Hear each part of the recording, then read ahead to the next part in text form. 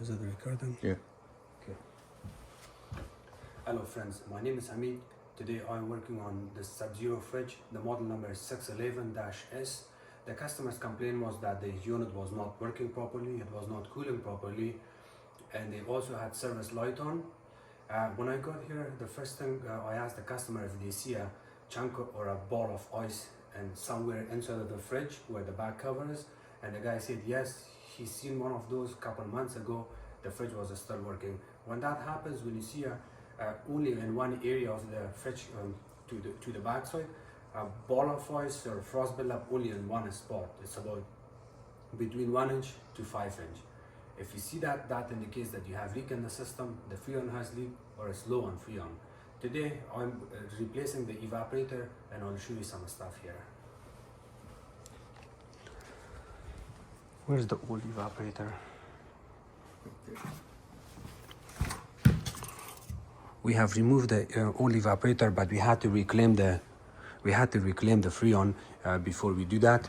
I also pulled the fridge out because it was easier for me to pull it out to work on it and do the job properly. Usually you can use just a stepping stool from the front and climb up. Get the flashlight. I need to check. You can climb up and then you do not have to remove that cover that's sitting right there. You can do everything from here. You have to bend your hoses, the heat exchanger, cut your dryer filter, and then that's how you can do the job from the top. You do not have to pull the fridge out.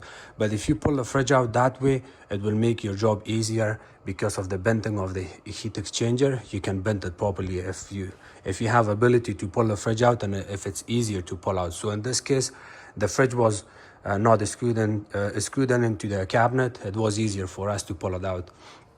Just to show you that this compressor on the right hand side is the fridge compressor. The bigger size compressor is for the freezer.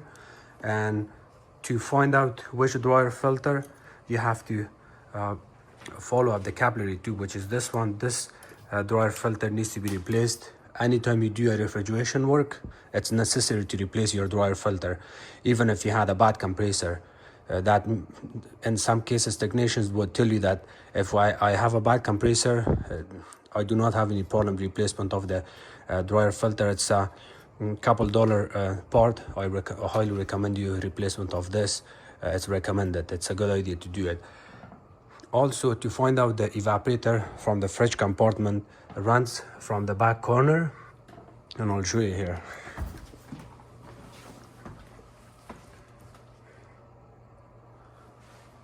So if you get to the back of the fridge,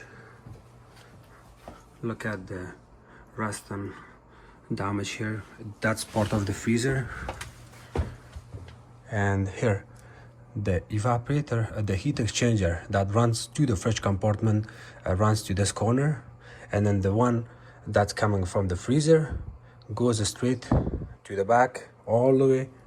And then from there it goes inside of the freezer. So don't get confused here. We run the heat exchanger after installing the heat exchanger and the evaporator. We run it from the bottom and run it, recoiled it, resoldered it back here. I had to cut the compressor line here. The heat exchanger cut it from here. You can always pull it out from here if you want. And okay, good job. And this capillary tube is not installed yet. We are gonna install a new dryer filter. Dryer filter, you do not have to use one from Subzero. You can always use universal dryer filter or 1 inch dryer filter.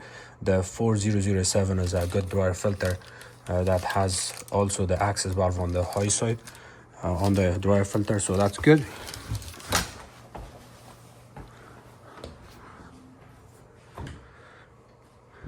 And I'll show you the evaporator from inside. This is the fridge, the way it looks. Of course, the model and serial number is right here. We had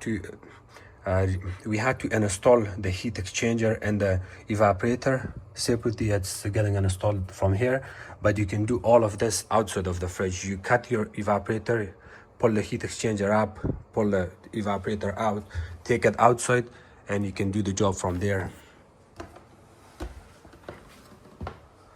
As I mentioned, you have to reclaim the freon first.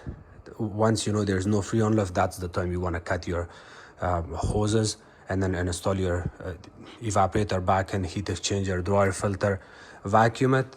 I usually vacuum it for 20 minutes to half an hour. And then after vacuuming it, you can turn off your vacuum, keep eye on your gauge. If you see there's no leak, that's the time you want to fill it with freon or gas. And the gas on this unit is R134A, and it's 10 ounces. Freezer is 8.5 ounces. Fridge compartment is 10 ounces. We're gonna fill this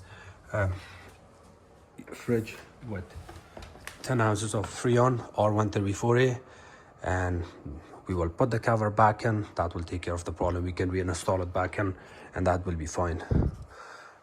If you're a refrigeration guy, let me show you some stuff here.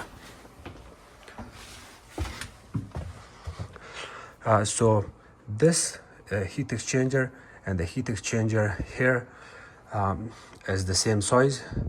So we had to cut this from here. I had to use a switcher. I'm working with a partner. We had to use a switching tool to switch this, and we soldered it back in, added flex, of course. It looks beautiful joint here. And now the way the unit looks, you can see it. So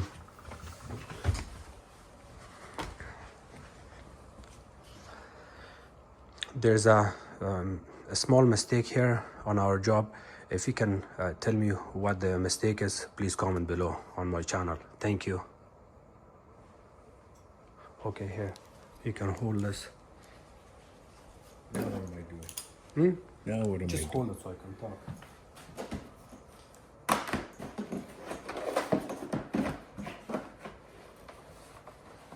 Of course, I'm using this scale to charge it with freon.